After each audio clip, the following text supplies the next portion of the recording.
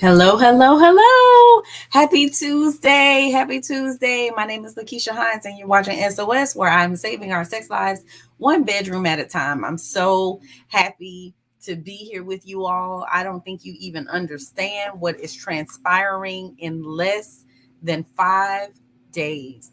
Less than 5 days. Count it. Today is Tuesday, Wednesday, Thursday, Friday, Saturday. 4 days. The Phoenix Awards Gala. The Phoenix Awards Gala. Oh my goodness. Is happening on Saturday, October the 7th, 7 p.m. at the Hilton in Alpharetta, Georgia. Guess what? I'm going to be there. Are you going to be there? Will your face be in the place? Will you be there to celebrate marriage and love with us? Let me know. I need to know if you're going to be there because I want to be able to shake your hand. I want to be able to shake your hand. So let me know you have your face in the place. And those of you who are watching, please let me know who you are and where you're streaming from so I can shout you out. You know, I love to do that. And if you have any questions, please feel free to drop them in the chat. Comments, questions, drop them in the chat. Also, show topics, things that you want me to talk about. Please feel free to put those in the chat as well. I love to hear what it is that you want to hear. And it is my pleasure to serve you in that way. So please let me know if there's a topic that you would like me to bring up and discuss on the show. I welcome that feedback. So again, let me know who you are, where you're streaming from. I will shout you out. I love to do that. And let's make this an interactive conversation. So, today we are talking about sex before marriage. We are talking about sex before marriage. And so, I don't want you to, put your business out there and, and tell me if you engaged in sex before marriage. I don't need to know that. But I just want you to be thinking, right? If you did, think about what was going on with you at the time and what led to your decision to go ahead and have sex. Now, don't check out on me yet because what we're talking about is the impact of having sex before marriage, how that impacts your relationship today, the relationships that we have today, and the decisions that we make today will impact tomorrow. So you have to think the decisions that we made yesterday impact today. So we're talking about how having sex before marriage, how it may have impacted your current situation in a negative way. All right. So some of the things that, I know for sure is, it's things that we don't even think about because a lot of times when we do decide that we are going to, or when we did, those of us who are no longer virgins, when we did decide that we were going to have sex, it was for different reasons for each and every one of us, right? And many times, though, what I hear is that it's pressure. Even with our youth today, it's pressure. Everybody else is doing it, or I want to see what it's all about. They're curious, or maybe they've been exposed to pornography at an early age. And so now what they've been doing isn't sufficient. It's not adequate. It's not getting the job done, for lack of better words. And now I need another body that I can experience this with so I can take my pleasure to another level. And so again, multiple reasons why, many times people have engaged in sex before marriage by force and not by choice. And that's a real thing. Some people have had their choices taken away from them due to molestation or due to rape or just being violated before they were able to consent to having sex. And so that's a real thing also. And I like to say for those people who have experienced molestation or have experienced rape, and that's how their virginity was taken from them, I like to say to those individuals that, you get to have a rebirth, right? You never gave consent. And so, in that respect, it's all about a thought process. You are still in your mind, spiritually, mentally, emotionally, you didn't consent, you didn't agree, you were not an active participant in that exchange. And therefore, I say be a born again virgin, and you wait until you are ready until you meet that right person. Ultimately, hopefully you wait until you're married, but we understand many of us did not. And that is what it is. But you can still have a rebirth even after that. Even if, you did decide to engage in sexual activity before you got married, you can abstain and you can have a rebirth and a new renewing. You'll never, ever, ever be a virgin again, of course, but you can have a renewal or what have you of your sexuality. So One of the things that is deeply impacted by having sex before marriage is interest level. Interest level. Men and women tend to lose interest after they've had sex. Like you've had this buildup and you've been trying to abstain and like you've been so excited about it. Like you're doing everything else together. You're hugging, you're kissing, you're spending quality time together, you're getting to know each other, you're meeting friends, you're meeting family, and you're strengthening your relationship and your intimacy mentally and emotionally and spiritually. But sex is the one thing that you haven't done yet. So there's excitement that comes with that.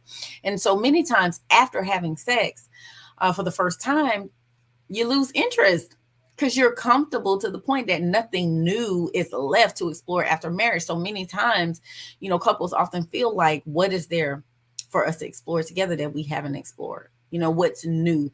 And they oftentimes will move into this place of complacency because there's nothing else new for us to explore. And so that is something that you can save and reserve for marriage, and that you explore that together. The ideal situation, I believe God's blueprint was for us to enter into marriage both virgins, so that we're not bringing in past experience, past encounters, and any soul ties that we may have had with past partners.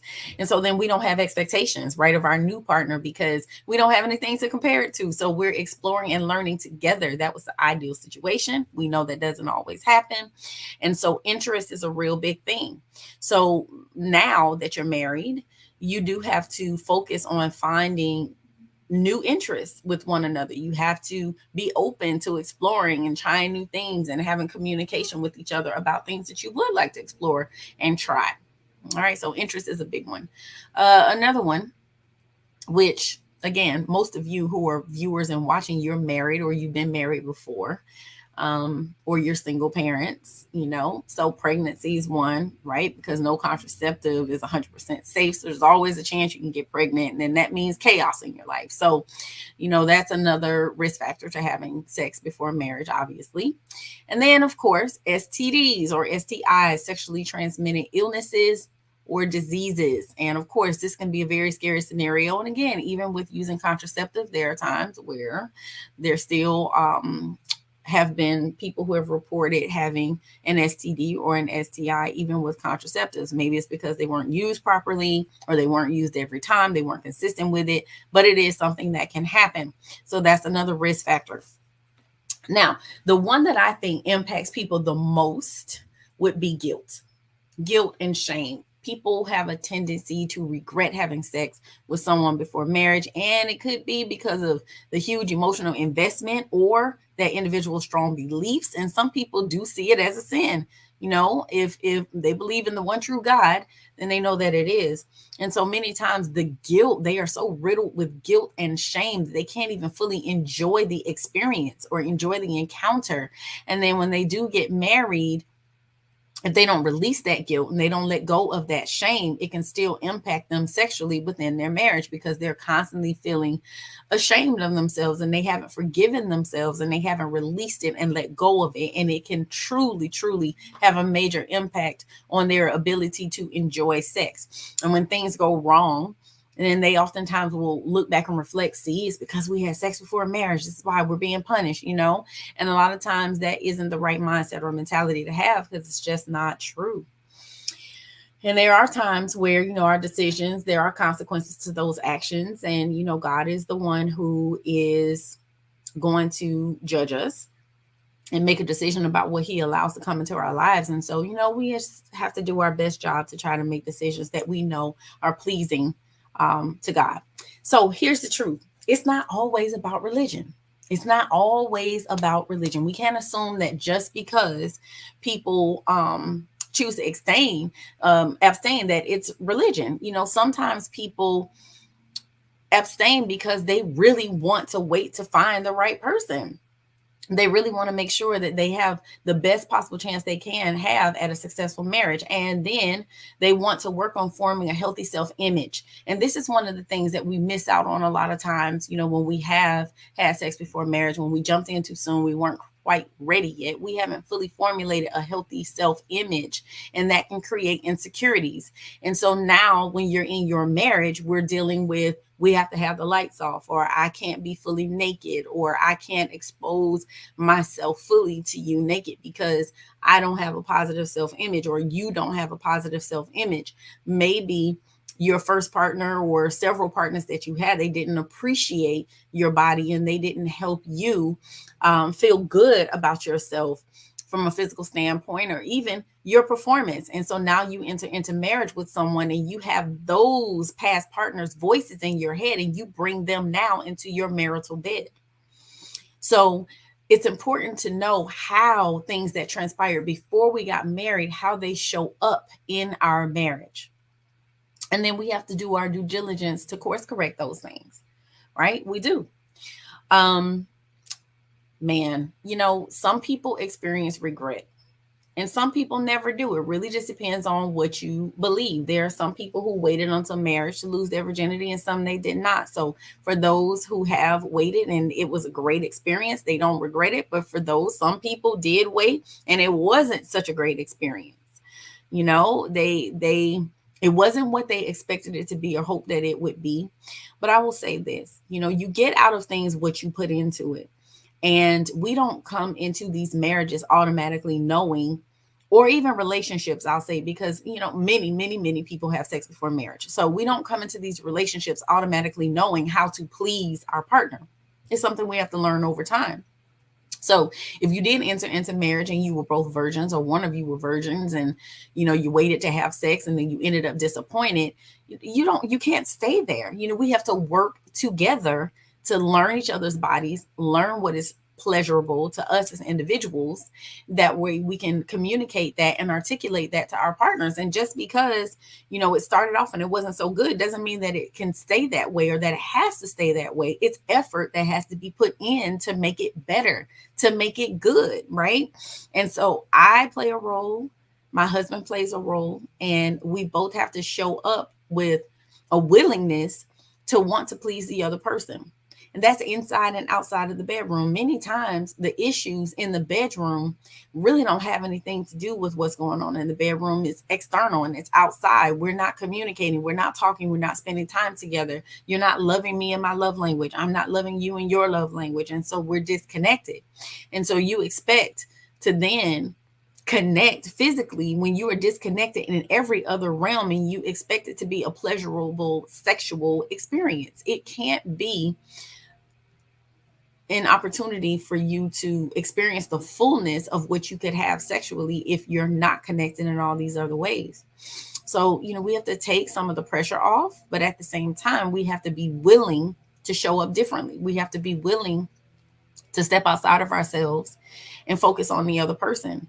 Because I've said it once, I'll say it again. If I'm focused on my husband and he's focused on me, we're both getting the attention that we need. And if I'm focused on pleasing him and he's focused on pleasing me, then we're both getting pleasure. So many times we have to take a step back and take the focus off of our individual selves and focus on our spouses, and their pleasure being the thing that's most important to us. Because again, I'm focused on his pleasure, he's focused on mine, we're both being pleased. It's true that not every person who tries waiting or tried waiting made it until marriage, and that's okay. Again, there's guilt that comes with that, but God will forgive you, and then you move on, right? You ask for forgiveness and he will forgive, and you move on. But if you hold on to that regret that you didn't wait, that can impact your sex life once you get married, because you're living in the guilt and shame, similar to not even trying to wait, you just going all in, right? But at the end of the day, we do have to release that, because what's going on in our mind and what's going on in our heart does affect us physically. And if you're constantly feeling guilt or shame about things that you did in the past, even some things that you didn't even tell your spouse about, it will impact your ability to be completely vulnerable and open and free in your marital bed with your spouse. And so we do have to let go of any guilt or shame that's been put on us by past experiences, or that's been put on us by other people who are aware of some of the things that we've done in our past, and they want to guilt us into things. There's a lot of that takes place in churches when sermons are being spoken, that, and a lot of times things, we take out of context because of our own guilt and shame. But we do have to release those things so that we are able to experience the pleasure that God designed us to be able to experience through sex.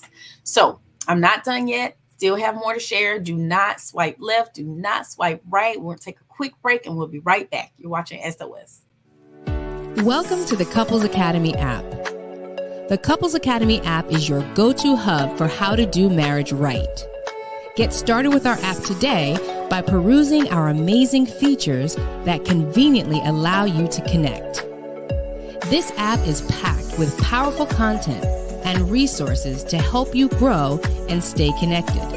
With this app, you can watch our messages, find marriage resources, watch, listen, and read the real-life stories of restored couples, sign up for events, read articles and blog posts, stay up to date with push notifications, share your favorite messages via Instagram, Facebook, Twitter, or email, and download messages for offline listening. For more information about the Couples Academy app, go to couplesacademy.org.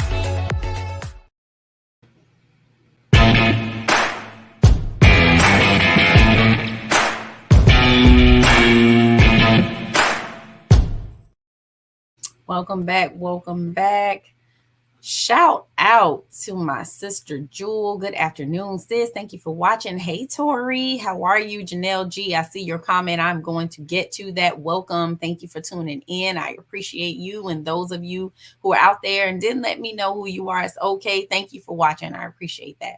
So we're talking about what can happen when we do not wait to have sex before marriage, the impact that it has on the other side after we exchange our nuptials, what can happen and the effects of that. I think it really depends too on what all transpired and how soon before you actually got married. We know there are different levels of waiting, right? Some people completely abstain from dating at all. They're like, we're not dating until I find the person that I feel is fit to marry.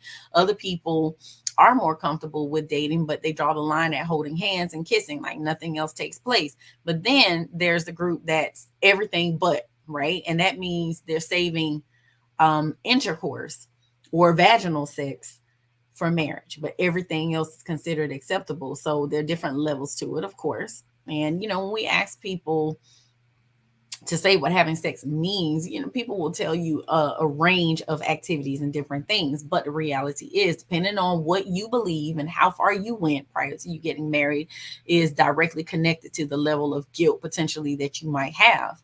And as you begin to explore things prior to getting married, you've left some things for the imagination, but some things you have not. So, now when you engage in sex post marriage, some things you're familiar with and some you're not. And if you've gotten accustomed to doing those other things, then when it's time to actually have intercourse, there may be awkwardness and uncomfortableness, and it may take you a while to get into a groove, but it's okay. Don't give up. You keep trying, you persevere, keep pressing. Again, and a perfect segue into the fact that literally there are times where, when you actually do get married and you actually do have guilt-free sex, that it's more awkward and less enjoyable for some. For some people, that's not the case. For some, they just couldn't get into rhythm. They just weren't in sync. Things didn't fit. They were nervous. They were awkward and it wasn't as enjoyable. And again, just really, really uncomfortable. But the learning process is the beauty of it all. Right? You have your entire lives to learn how to be intimate. And the main thing is to commit to not going anywhere, to commit that we're going to keep trying until we get this right. And we know that the way that social media, society, Hollywood depicts sex is this unbelievably pleasurable act where you both experience ecstasy all at once, every single time, is what makes that awkwardness seem abnormal. When you don't get it quite right the first time, or it takes you multiple times, or you're still navigating, still trying to figure it out, it makes you feel like, you're the weird one and you're the one with the problem. But the reality is what we're seeing on TV and on social media is not always the truth, right? We're real life human beings who are trying to get to know another human being that is inside of the bedroom and outside of it. But the goal is to not quit, to not give up, to keep persevering, to communicate and talk about the challenges that you're having so you can work through them together, together. And I will say that when you are surrounded by the right people, they won't make you feel bad or judged or whatever by anything that you're going through.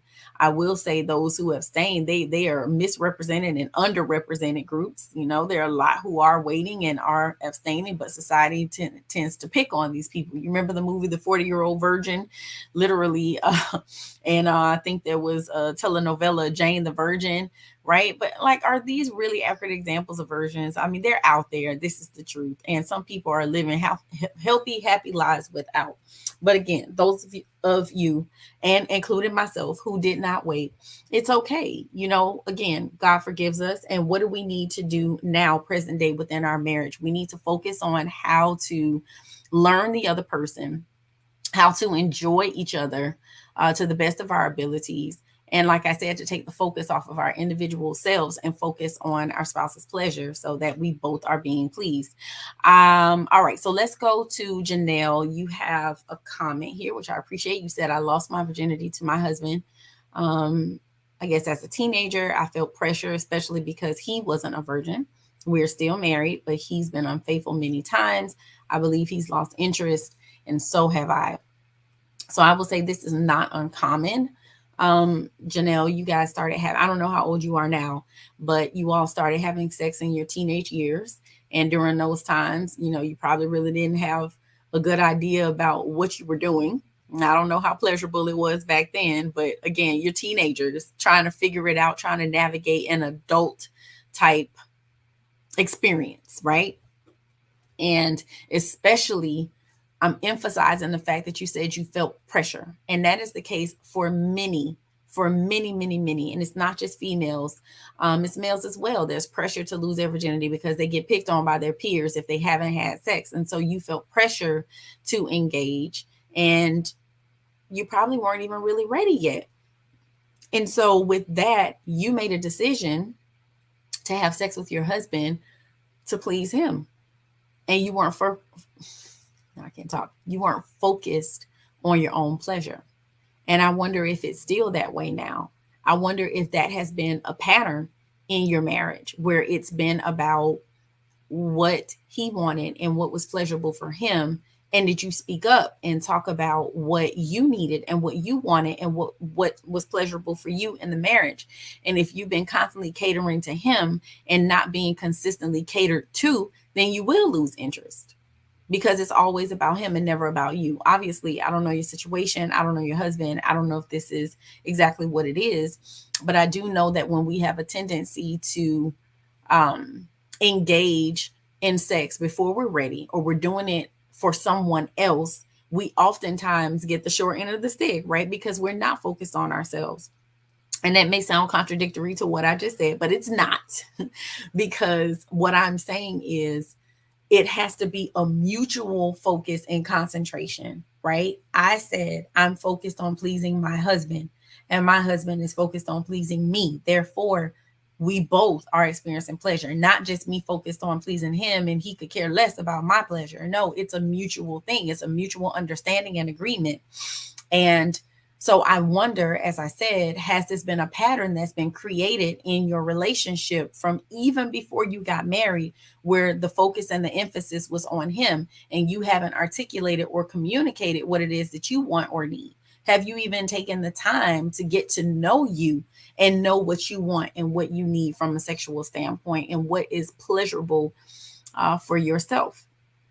Do you speak up in that way? So see, many questions, but this again is not, it's not uncommon. And I will say that this is something that I do believe is not discussed enough in our churches, because there are many Christians who actually enjoy sex and like sex and want to have it, But a lot of times there is this communication somehow to women that we're not supposed to experience pleasure, that it's all about pleasing our husbands. And that is just not the case. How do I know this isn't the case? Well, there's one part of the female anatomy. It's called the clitoris. The clitoris serves no other function or purpose other than pleasure. Who made us? God, which means he put the clitoris there, and he put it there for a purpose, pleasure. So why would he give us a clitoris if he did not expect or want us to have pleasure, just like our husbands? So many times, ladies, we have been taught certain things, we've been shown certain things that are inaccurate. It was God's design for us both to experience pleasure, and we have to use our words and communicate. That's men and women. We have to talk about those things that we desire, and as long as it's in alignment with the word of God, then hey, sky's the limit, right? So I'm sorry to hear that your husband has been unfaithful many times. I hope that that is not the case. I hope that the two of you are getting support. But if not, please reach out. This is what Couples Academy is here for. We are here to help couples to recover from infidelity. And we're here to help navigate you through your marital restoration. And so if you have not gotten help, you're not getting help now, then I urge you to make a discovery call today and reach out and get the support that you need.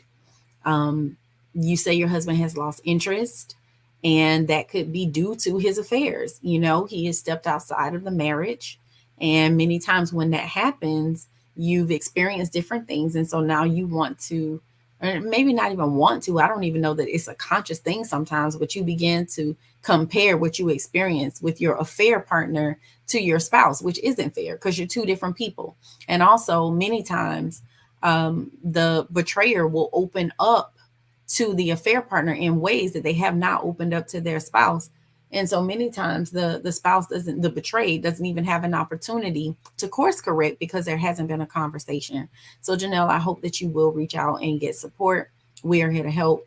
All you got to do is make that call, sis, and let's get you guys back on the right path. Hello, Shervon, saved one, Team Smith in the house, Brother G. Thank you guys for tuning in. Yeah, I just want to encourage you all today that whatever you did in your past is in your past. And it can impact your future if you allow it. It totally can. But you have to make a decision today that, you know what, we're not going to allow the sins of our past to influence our present and change and alter the trajectory of our future. And this is in every aspect of our lives. But today I'm specifically talking about sex.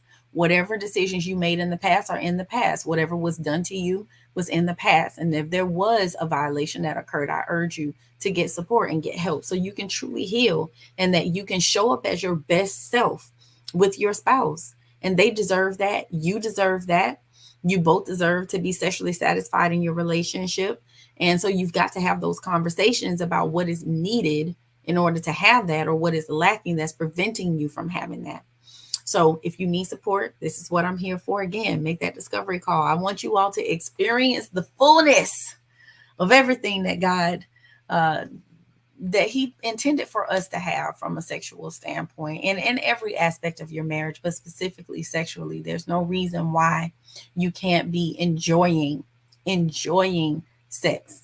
And so whatever is blocking you or preventing you, let's get to the root of it so that you can begin to experience the pleasure that you desire.